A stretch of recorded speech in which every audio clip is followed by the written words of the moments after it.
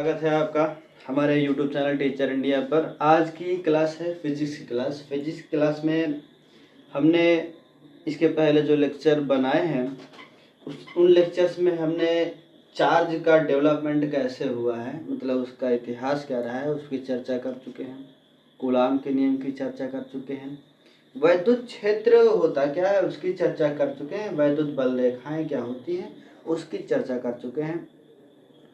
Charge, Coulomb's law, electric field and electric lines of forces, तो इन सब चीज़ों पर चर्चा कर चुके हैं। आज हम जो वैद्युत क्षेत्र का विकास हुआ है, वैद्युत क्षेत्र का विकास, जो इलेक्ट्रिक फील्ड का जो डेवलपमेंट हुआ है उसकी बातचीत करेंगे। वैद्युत क्षेत्र, इलेक्ट्रिक फील्ड,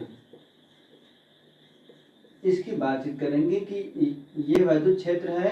वैद्युत क्षेत्र की तीव्रता यानी कि इंटेंसिटी क्या होगी, इंटेंसिटी ऑफ इलेक्ट्रिक फील्ड, उस पर चर्चा करेंगे। तो लास्ट टाइम में हमने कहा था कि अगर कोई आवेश है या कोई आवेश का समुदाय है, एक चार्ज है या फिर कम्युनिटी है, चार्ज की कलेक्शन है, तो उसके चारों तरफ एक ऐसे फील्ड का विकास होता है जिसके अंदर, जिसके भीतर, जिसमें कोई दूसरा परीक्षण आवेश आकर्षण या प्रतिकर्षण यानी कि रिपल्सन या अट्रैक्शन फोर्स महसूस करता है, तो वो वैद्युत क्षेत्र हो जाता है। वो वैद्युत क्षेत्र कितना प्रभावशाली है, उसकी इंटेंसिटी कितनी है, इस बात की चर्चा करना है। तो हम एक सपोज दैट एक परीक्षण आवेश लेते हैं, एक टेस्ट चार्ज पार्टिकल लेते हैं। मान लेते हैं वो जो टेस्ट चार्ज पार्टिकल है वो Q0 है, एक इलेक्ट्रिक फील्ड में ले जाया गया किसी पॉइंट पर और उस पर कुछ फोर्स काम कर रहा है, या तो अट्रैक्शन का या तो फिर रिपल्सन का। तो मान लेते हैं वो फोर्स जो है वो F है। इलेक्ट्रिक फील्ड में कोई परीक्षण आवेश, कोई टेस्ट चार्ज पार्टिकल कुछ फोर्स महसूस कर रहा है, वो मान लेते हैं F है, और टेस्ट चार्ज पार्टिकल का जो चार्ज है वो मान लेते हैं वो Q0 है, ऑब्जर्वेशन कर रहे हैं इसका। तब इनका जो रेशियो होगा इसी को हम बोल देते हैं कि ये क्या है, इलेक्ट्रिक फील्ड की इंटेंसिटी है, इंटेंसिटी ऑफ इलेक्ट्रिक फील्ड ये है। तो वैद्युत क्षेत्र की तीव्रता यानी कि इंटेंसिटी कैसे डिफाइन करेंगे, तो ये क्या है, एक अनुपात है, एक रेशियो है। किसका है रेशियो, किसी परीक्षण आवेश पर कितना बल लग रहा है और उस परीक्षण आवेश का जो मान है कूलाम में, उसका अनुपात होता है। तो वैद्युत क्षेत्र की तीव्रता क्या है, वैद्युत क्षेत्र की तीव्रता अनुपात है, किसका है, लगने वाले बल का परीक्षण आवेश पर और परीक्षण आवेश का। तो वैद्युत क्षेत्र में किसी परीक्षण आवेश पर लगने वाले बल F तथा परीक्षण आवेश के परिमाण के अनुपात को उस बिंदु पर वैद्युत क्षेत्र की तीव्रता कहते हैं।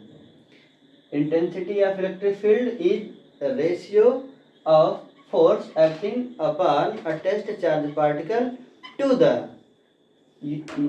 test charge particle or value of test charge particle or charge of test charge particle, ये हम बातचीत कर। आमतौर पे जो अवधारणात्मक रूप से परिभाषा हम देते हैं, तो जो भी अपान में होता है, ये जो डिनोमिनेटर में हर में जो वैल्यू होती है, इसको हम यूनिट कर देते हैं, एकांक कर देते हैं। मान लेते हैं, ये हम एज्यूम कर लेते हैं जो Q0 है वो 1 कूलम के इक्वल हो गया है, यानी कि यूनिट हो गया है, मान लेते हैं। तो जब ये यूनिट हो जाएगा तो जो E होगा वो जाहिर सी बात है F के इक्वल हो जाएगा, अपान 1 कर देंगे, मतलब F।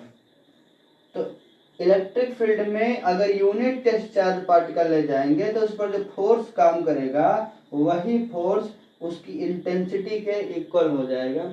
यानी कि वैद्युत क्षेत्र में जो बल काम करेगा एकांक परीक्षण आवेश पर, उसी बल को हम वैद्युत क्षेत्र की तीव्रता कह देंगे। इसको कैसे डिफाइन करेंगे, वैद्युत क्षेत्र में एकांक बिंदु आवेश पर, एकांक बिंदु आवेश या एकांक परीक्षण आवेश पर जो बल कार्य करता है उसी को उस बिंदु पर वैद्युत क्षेत्र की तीव्रता कहते हैं। तो वैद्युत क्षेत्र की तीव्रता क्या होगी, वैद्युत क्षेत्र की तीव्रता वैद्युत क्षेत्र में किसी एकांक परीक्षण आवेश पर लगने वाले बल के मान के बराबर होता है या बल के बराबर होता है या उस बल को ही वैद्युत क्षेत्र की तीव्रता कहते हैं। तो वैद्युत क्षेत्र में एकांक परीक्षण आवेश पर किसी बिंदु पर लगने वाले बल को उस बिंदु पर वैद्युत क्षेत्र की तीव्रता कहते हैं। Intensity of electric field is equal to force acting on upon unit test charge particle in an electric field. तो ये रही इसकी सामान्य सी अवधारणा। तो क्या हो गया, force acting upon a unit test charge particle in an electric field. Force acting upon a unit test charge particle in an electric field is known as intensity of electric field at that point. जिस point पर उस परीक्षण आवेश को हम रख रहे हैं उसको हम कहेंगे कि उस पर जो काम करेगा बल परीक्षण आवेश पर वही बल है। शर्त यह है कि वो 1 कूलाम के बराबर होना चाहिए। अब बातचीत कर लें कि ये अदिश राशि है, सदिश राशि है, स्केलर है या वेक्टर है। ये फोर्स डिपेंडेंट है, जाहिर सी बात है, फोर्स बल है, सदिश है, वेक्टर है, इसलिए ये जो इंटेंसिटी है, तीव्रता है वैद्युत क्षेत्र की, ये भी सदिश राशि हो जाएगी। तो ये कैसी राशि है, सदिश राशि है। मैं लिख देता हूँ,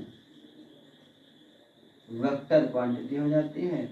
वेक्टर फॉर्म में दिखाएंगे तो इन्हीं पर, इस पर और इस पर क्या कर वेक्टर फॉर्म, हम वेक्टर का सिंबल अप्लाई कर देंगे तो ये वेक्टर फॉर्म हो जाएगा उसका। तो ये अब देखो, ये वेक्टर, इसका अब डायमेंशनल यूनिट पहले देख लेते हैं।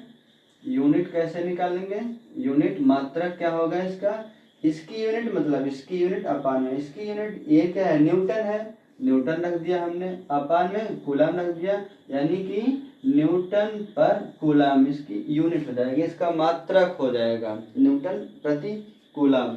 ये साधारण सी बात है। अगर हम इसका डायमेंशनल फार्मूला निकालना चाहें, विमीय सूत्र, तो विमीय सूत्र निकालने का क्या तरीका है, इसका विमीय सूत्र अपान में इसका विमीय सूत्र, डायमेंशनल फार्मूला इसका अपान में इसका। ये क्या है, फोर्स न्यूटन लिखा हुआ है यानी कि फोर्स के लिए, ये क्या है, कूलम लिखा हुआ है यानी कि चार्ज के लिए। तो फोर्स के लिए जब बातचीत करेंगे एम एल और टी पावर -2 ये हो जाएगा, और अपान कूलम का क्या हो जाएगा, ए टी या टी ए, एक ही बात है।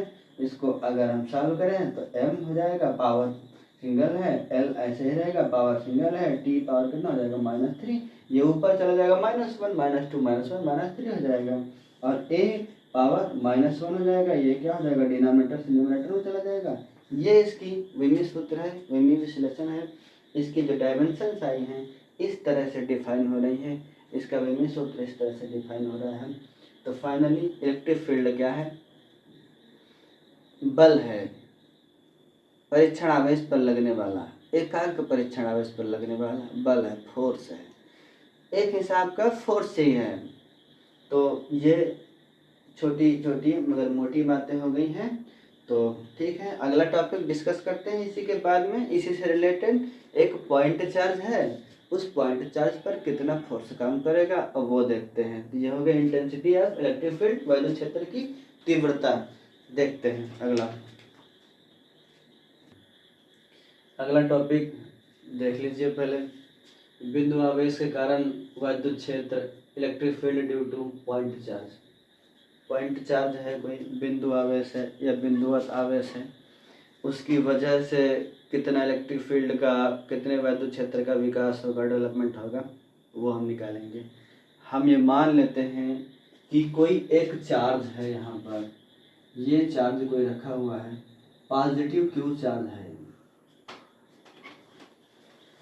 इससे कुछ दूरी पर, चाहे इधर मान लें, चाहे इधर मान लें, चाहे इधर भी मान लें, एक दूसरा हमने टेस्ट चार्ज पार्टिकल परीक्षण आवेश रख दिया है, मान लेते हैं वो ये है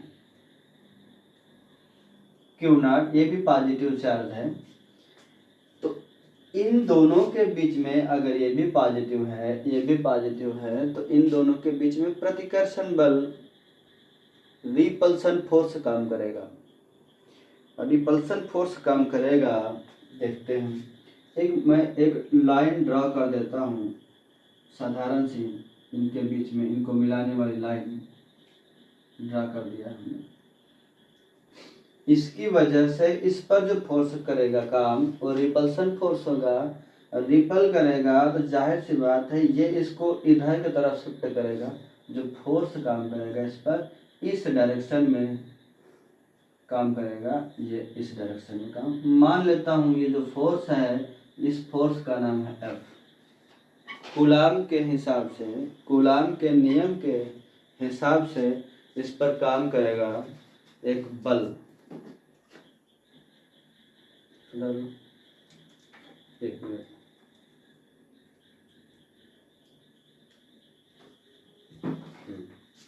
तो एक बल काम करेगा, मैं मान लेता हूँ वो बल F है। तो जो F होगा उसकी जो वैल्यू और इसकी बीच की जो डिस्टेंस है ये मैं मान लेता हूँ डिस्टेंस R है, क्योंकि इसकी ज़रूरत पड़ेगी। मैं पहले ही इसके लिए अज्यूम कर लेता हूँ कि डिस्टेंस R है। कोई हमने एक बीजीय व्यंजक अलजेब्रिक नंबर मान लिया है, इसके लिए R कुछ भी हो सकता है, 1 2 3 4 मीटर या फिर सेंटीमीटर मिलीमीटर।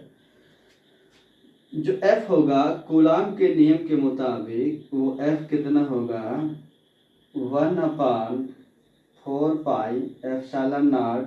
और ये जिस मीडियम में रखा हुआ है, मान लेता हूँ उस मीडियम का एक डाइलेक्ट्रिक कांस्टेंट है वो K है। माध्यम का जो परावैद्युतांक है वो K है, वो K ऐसे रख देता हूँ इंटू Q1 Q2/R²। ये मैं मान लूँ, ये सिंबल अपने जनरल फॉर्म में लिखे हुए हैं जिस तरह से इस्तेमाल किए जाते हैं।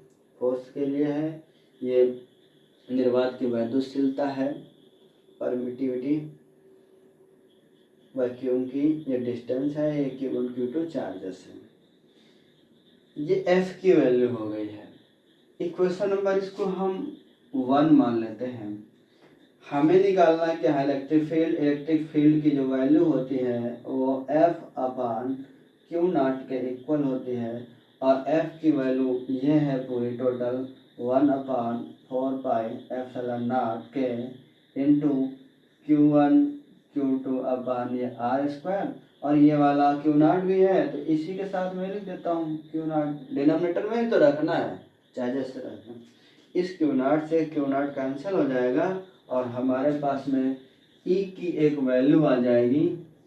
E की एक वैल्यू आ गई 1/4 पाई एप्सिलॉन नॉट के इंटू Q/R²। ये हमारे पास में वैल्यू आ गई, क्योंकि Q0 जो था Q0, किसी बुक में Q0 कह देते हैं प्रोनाउंसिएशन करके, आमतौर पे Q0 कहते हैं, एप्सिलॉन नॉट कहते हैं।